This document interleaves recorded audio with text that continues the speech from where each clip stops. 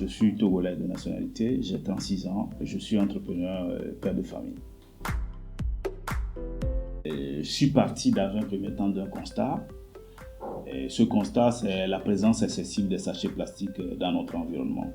Donc, c'est ce qui a amené nos gouvernants à prendre des dispositions, à interdire la production et la commercialisation de ces sachets. Il fallait proposer quelque chose en réponse à l'interdiction. Moi, j'avais déjà une formation sur la conception et la réalisation des emballages. Donc, c'est ce qui m'a amené à choisir par exemple le papier ciment, à le recycler, à le présenter sous une autre forme pour en faire des emballages écologiques en lieu et place des sachets plastiques non biodégradables. Au début, j'étais seul. Sur le projet, mais très rapidement, j'en ai parlé à des amis qui m'ont rejoint sur le coup, donc, puisque c'est du recyclage. C'était un peu pénible, couper, déchiqueter les sacs de ciment. Il y a deux qui ont trouvé mieux ailleurs, donc ils sont partis.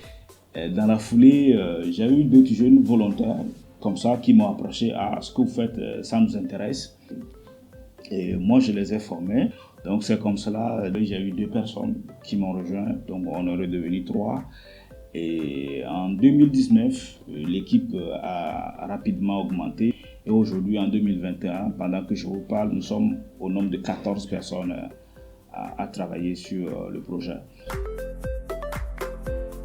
Nos principaux clients, c'est des sociétés, des jeunes entrepreneurs qui évoluent dans l'agroalimentaire. Ce sont des restaurants qui font du fast-food ou de la nourriture à emporter. Nos clients, ce sont également des pharmacies, des supermarchés, des boutiques.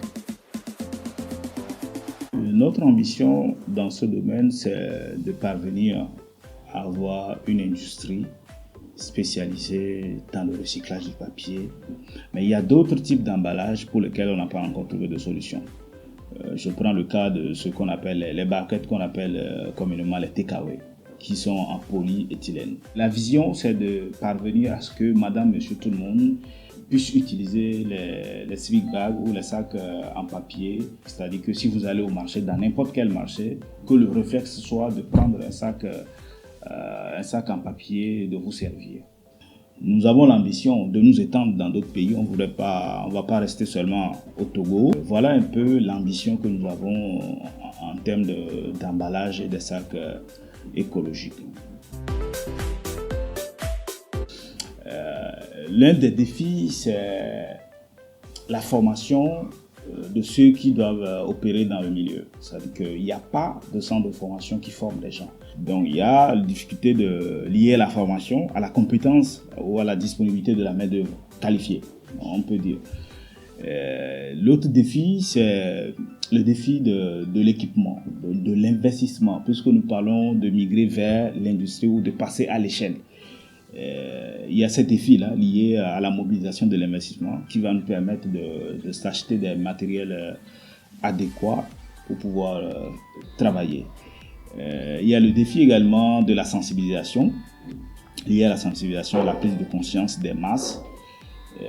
Il faut un travail de fond pour amener les gens à comprendre que nous devons changer de paradigme, nous devons laisser de côté ces mauvaises habitudes qui portent sur l'utilisation des sachets plastiques, mais de migrer vers d'autres types d'emballages plus sains, plus respectueux de l'environnement. Je peux dire oui et non, parce que ça dépend aussi du contexte. Avant la crise, on peut dire oui, on arrive à atteindre nos objectifs. Mais vu même l'évolution de l'activité, aujourd'hui, on n'arrive pas vraiment à atteindre nos objectifs. C'est un peu difficile, mais on arrive quand même à s'adapter. Nous, on veut devenir une industrie qui fait des emballages. On veut sortir d'autres prototypes d'emballages. On aurait peut-être pu le faire déjà si nous avons eu le soutien nécessaire, ce qui n'a pas été le cas, mais cela ne nous décourage pas. Mais ça reste un défi à relever.